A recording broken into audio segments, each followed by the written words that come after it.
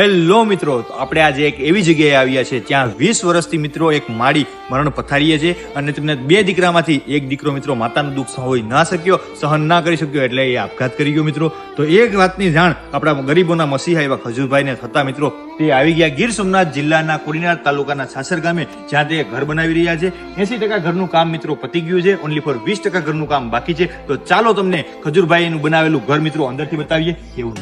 તો હેલો મિત્રો, કેમ છો? મજામાં જશો. તો આવી ટાઈપનું મિત્રો ખજૂરભાઈએ અત્યારે ઘર બનાવેલું છે. આપ જોઈ શકો છો અત્યારે ફ્લોરનું કામ પતી ગયું છે, પ્લાસ્ટરનું કામ પતી ગયું છે અને સ્લેબ પણ ભરાઈ ગયો છે. અત્યારે લાઇટ ફિટિંગ અને છત ઉપર પીઓપીનું કામ ચાલુ છે.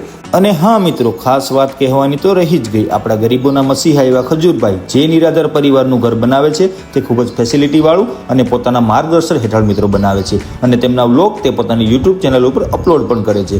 આ મકાન બનાવવા પાછળનું કારણ મિત્રો કે છેલ્લા 20 વર્ષથી એક માડી મરણ પથારી હતા અને તેમના 2 દીકરામાંથી એક દીકરાએ તેમનું દુઃખ ન જોવાતા તેમણે સુસાઇડ કરી લીધું હતું. એ વાતની જાણ ખજૂરભાઈને થતા તે તાત્કાલિક ધોરણે અહીં આવી અને તે માતાનું મિત્રો સપનું પૂરું કર્યું છે. તો કેવો લાગ્યો વ્લોગ કમેન્ટ કરીને કહેજો.